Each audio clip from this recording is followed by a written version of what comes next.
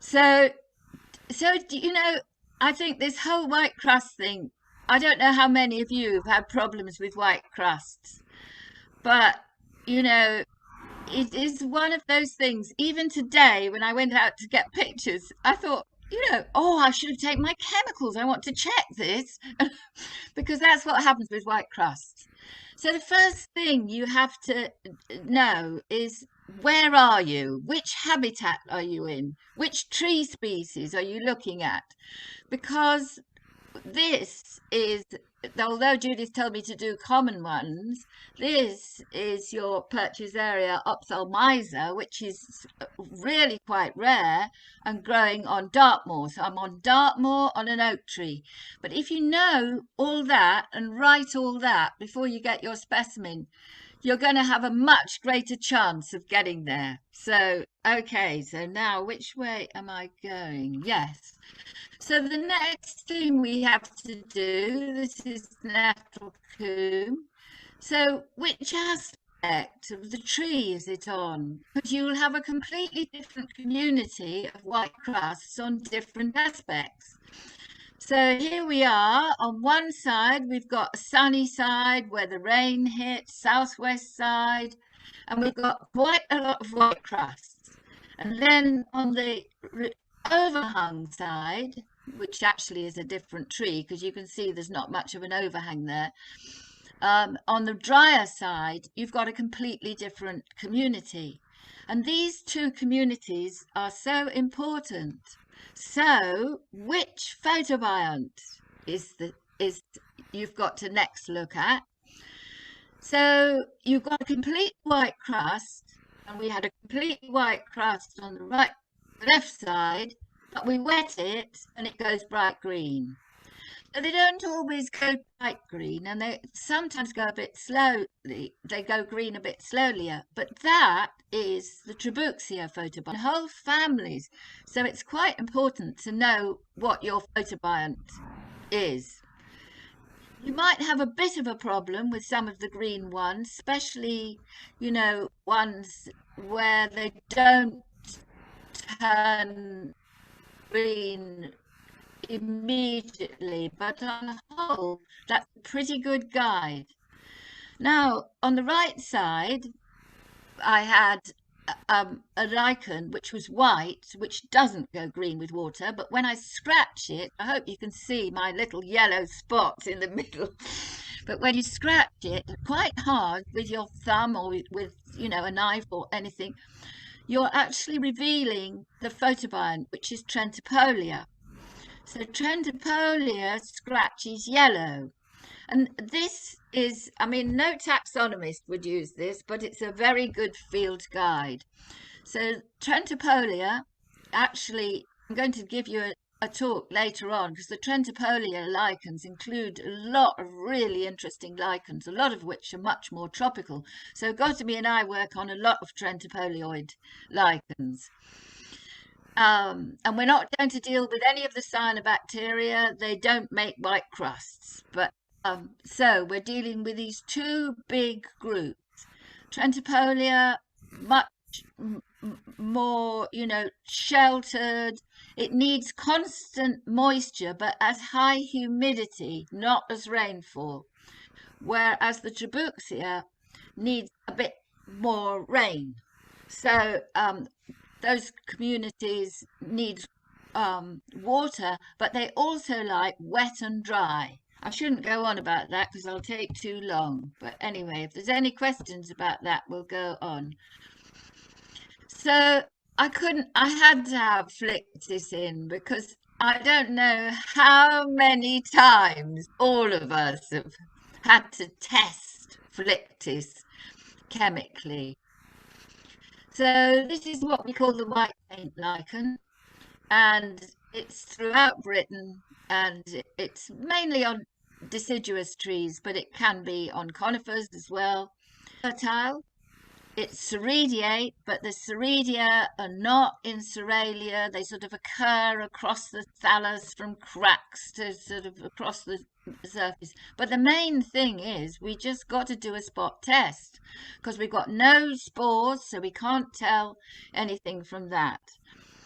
Although, when I show you the next one, the spores of Flictis are muriform, so they separate it from a lot of other groups. So I can't think of another one which is muriform with Trabuxia, but there probably is, but it would be pretty rare. So there you are. So that's your Flictis argina, which we all know is the white paint lichen. And, that's where you put your K on, but it goes yellow first and slowly turns red. So it's got norstitic acid in. So that's the reaction that you're testing. So now I couldn't resist just having the Agalia in because I love this species. Now, this species occurs much more on branches and twigs and things, and it has no ceredia, so it looks like your Flictis. It goes the same K plus yellow going to red, but you can see these little apothecia almost immersed in the thallus. And this is where, when you get these and you get these out, these beautiful muriform spores, and I'm sorry that I haven't got a picture to show you. So muriform spores are like a wall. I don't know how many of you have actually seen muriform spores, but they're very common in the tropics because they can actually germinate from every little bit of the wall. So they can germinate very fast. So that's rather local on branches, but it's all across the west of Britain, not so far up north. So, okay, on we go. So now I thought it would be quite useful if I could just take that away, right? I just went through the differences. I mean, Purchasaria and Ochrolechia are two white crusts, which are very, very common. And there's an awful lot of sterile species, so they're quite difficult to do. But let's just look at it from the outside looking in, and then I'll illustrate it with the species. So in Purchasaria, you have this very hard cortex. It's a cartilaginous cortex, so it's quite distinct in the way it's quite hard. And the margin is usually zonate.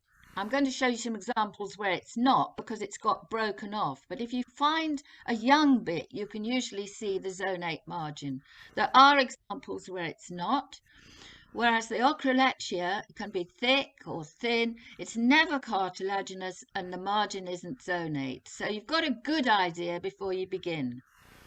Now, the apothecia, I mean, Purchasaria is amazing, really, because it has these fertile warts. And so it has several thecia in any of its fertile warts. So it might be one, but it might be up to seven. And as you know, Purchasaria pertusa has little groups of them, so the size of the wart will vary with the amount of apothecia inside it. So that's quite a useful difference. In other words, if you have a lecanorine apothecia, you actually have a measurement which is usually fairly constant. So in Ochrolechia, the apothecia are single, lecanorine, and they have an exposed disc. Eventually, they don't always have an exposed disc. I think I've got a picture without one later. Then the spores are also quite different. So when you get your section out, the spores in Purchasaria can be, I mean, they are huge, and so often they can only fit in one per ascus, but they can have up to 8. Hymenaea has 8, so that's the normal number. So in Ochrolechia, they have 8 per ascus. Now, the other difference is not just in the size of the spores, but the Purchasaria has these thick-walled spores. You can really see this thick wall. I'm going to show you one in a minute. Whereas Ochrolechia, they're thin-wall spores. and the spot tests. The spot tests are never absolutely, never absolutely reliable, but actually this is pretty good, really. So the spot tests in Purchasarea um, are usually C negative, whereas in Operletia they're C plus red or yellow, and in Purchasarea you have this wonderful K plus yellow to red or K plus red, and it's K negative in Ocroleptia. So I've put an exception there for P. hemisphaerica. So there are exceptions, but they're not the same chemicals. And one of the things you've got to learn is the difference between the gyrophoric C plus red and the lecanoric C plus red. So in Purchasarea, it's C plus it's lecanoric, and in Ocroleptia it's usually gyrophoric. So you've got to learn your lessons, and of course your TLC would show you very well. Okay, so let's go to one that we all know, and Purchasarea pertusa, which I always like to find. John Douglas gave me this slide. He's obviously photographed it in a wet place, because you know that it can look completely white grey, and I took some photographs today, but not very good ones. And there you can see the different size of the fertile warts and the number of osteoles. We do call them osteoles as if they were on a carbonized perithecium. So there you go, you've got your different warts, with some with one hole, some with two, some with five. So, and some with, apparently with seven. I don't think I've counted one with seven. And these are, I love the Purchasarea spores. And if anybody hasn't sectioned an apothecia, Purchasarea, I often begin people with Purchasarea because it's such a thrill to have these huge spores. And you can see in this these very thick walls around the spores, and they are often very decorated as well. So real characteristic for the oh, I didn't mean to jump to that. Why have I done that? Yeah. So again, so the chemistry here on the thallus, C minus, and this time it's K plus yellow. So it's not, yeah, it's not going red, but it's not K negative, and it's UV plus orange. But I always think pertusa is a very good sign of quite a good woodland. It's not an indicator species, but I always think, oh, it's worth looking a bit further when I find Purchasarea pertusa.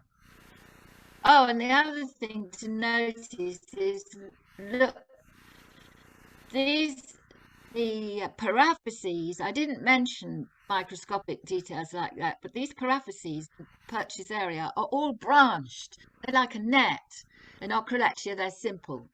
So there's lots of differences when you get to the spores. But if they're sterile, you ain't got a chance, have you? So here's a sterile one. Purchasarea albescens, var albescens, and then the other one is var corallina. So this is where you can see now, I just put all these together because all of you now, this is straight out of the NBN. NBN have now put the maps with a photograph and details, so it's quite useful to look up on NBN. And here you can see this zonate margin around the Purchasarea. It only occurs, I mean, if there's a really broken up bit, you can't see that zonate margin. So you have to look for a new bit where the thallus is growing outwards for you to find the zonate margin. Oh, I didn't mean to do that either. So there you are, and the Ceredia are in quite conspicuous, very much varying in size, and they're sort of hollowed out Cerealia. So the Ceredia are in the Cerealia, which you can see here in the middle. Cerealia always paler like this. So here there's massive Cerealia on the edges. Now Corallina it still is Ceredia, but they're much denser and more granular and cover the thallus. They don't occur in Cerealia like this. And then the thing that's really important, and I've often had to do this, the spot tests are all negative, and the UV reaction too. Very common. And then that's the next shock. It's going to be a different name, and already in the taxon dictionary, it's Varicularia albescens. So that's what you've got to take on board when you have to use another flora. And then you see, just look how widespread it is. It's everywhere. Today I found a lot of it. Yeah, I went out today too. Very good. Beautiful day. But what's the difference between that Just a and minute, Oculectia Pat, androgyna? Pat, can you just go back? Androgyna is a... Can you hear me? Can you just go back and do what a zonate margin is for? Yes. See, so we have to go back to 2 slides. Yeah, here, this is it. Here, this, can you, oh, I wish I could, I can't enlarge it. I just go to the next one. So, do you see this is stripy, white and green? Oh, seems constantly to go. I don't think I had a better picture today. I'm sorry. You're going to have to find it yourself. Look here in this one too. Can you see this donate margin? So it's where the young thallus is spreading out, and it makes partly to do with the development of the cartilaginous cortex. So the cortex is cartilaginous, and that's what you feel with Purchasarea. It's pretty hard, you know, the cortex. Does that make sense? Thank you. Yes. Whereas this one hasn't got any margin at all, you see. So there's no margin, and Oculectias just don't have that. And this thallus is very warted and lumpy and thick. So, and it's got these very conspicuous Cerealia, which are sort of rounded like footballs. Very like Purchasarea hemispherica, but it's not. So, and then, you know, those are abundant, and it'll occur in great sheets down, you know, particularly on acid bark trees, oaks and things. So it doesn't occur in neat little thalli. It occurs in great sheets. But then if you're lucky enough to have a few apithecia, you can see here they've got lecanorine margin, and eventually the disc is exposed, and it's quite a sort of pink disc. But the lecanorine margin is very thick. So so it's completely different from Purchasarea when it's fertile, but it doesn't look so different like this, does it? Oh, sorry. I don't know why it keeps jumping, but it does. Must be something I'm doing. So, and this is where your spot tests always help you, because this is C+ red with gyrophoric. It doesn't fade as fast as lecanoric, and K negative and UV negative. So, yeah. And thanks to Jenny and Alan Silverside. I left this one in because the colour tests are really important. So this is one of the confusing Purchasarias because it has very globose Cerealias, and the C reaction is positive. It's about the only one that it is positive. It's usually the K reaction, but this is K negative, C positive, and this is your Purchasaria hemispherica with these all like Cerealia. But you can see again it's on the edge. Not as conspicuous as the albescens, but still very, very clear with a very distinct edge, and not like Oculectias. And again, this is quite widespread, but I must say I haven't seen it recently, but perhaps it's because I haven't been out. And then I had to put purchase area multipuncture in, don't I? Because I'm really fond of this lichen, but this is an example where the zonate margin is missing because this is all cracks and some things that had a bash at it, and so we haven't got any bits of the new thallus. Gosh, it does go. So I can enlarge it. That's interesting.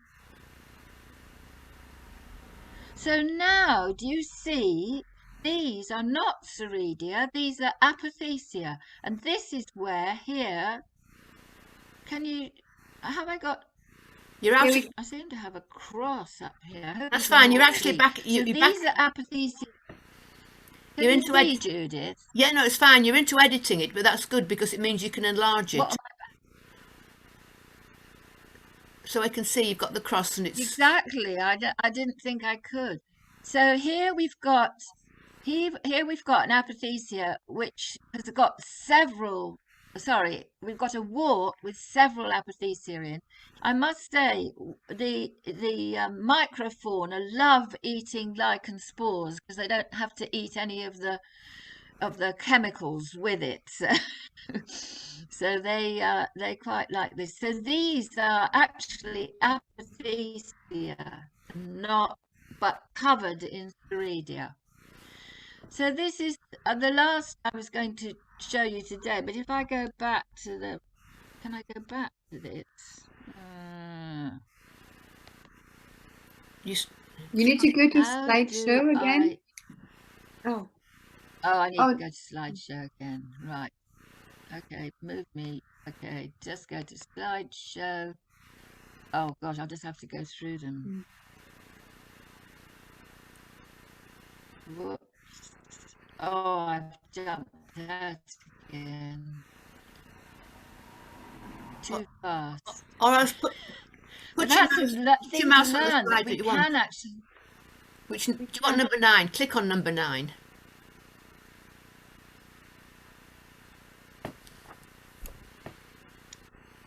Oh, sorry. Click on number 9. Click on number 9. I was clicked on number 9. Go back to slideshow. But I don't want to go from beginning, from current slide. Thank you, Judith. There you go. So this one, so you're on the C negative compared with any ochrolexia, K plus yellow, KC plus yellow, and UV negative. So I always like finding this species. It's often more common on branches and, just generally smaller thing, but it is an old forest indicator species. And it does tend to be in those areas. So that's just, Judith, that's my 10 minutes worth, which is probably more than 10 minutes. But I thought that next time I would do some more of these that are conditions and the purchase areas. There's more of the sterile ones to show how we could distinguish them. But then I've also got Sandy's given me her beautiful Atlantic hazel slides, the PowerPoint that she prepared, and I thought we could do the white crusts that are Trentopolioid. So that includes your Thelotremas and your Schismatomas and all those really nice species. So that's what we could do, but when I don't mind. So okay, questions. I'll go out of how do I go out of share? Pause share. I want to go out, stop share. There we go. Thank you. Right. Can I ask a question? So was that useful? Yeah. That's great. Yeah. Yeah, Can I ask a question? Yes. Yes. Heather. Please, Heather. Pat, can you repeat what you said about the apothecia being eaten? Because I was looking at Pertusseria leoplaca, sheets of it on oak, Yes. and all the apothecia have been eaten. Yes. And can you repeat what you said? Because it was really interesting. Well, it's because all those small fauna, all those mites and things, they don't want to eat the thallus with all the compounds, all the things that protect the lichen. So they eat the spores. If you're in the tropics, Gottamy and I we'll find piranhas. They go for piranhas. They eat out the spores. So the spores are presumably also very nutritious. So they eat the spores. And so you often find them eaten out. So you had that. You found them eaten out. Yeah. Yes, just all gone. Yeah. Thank you.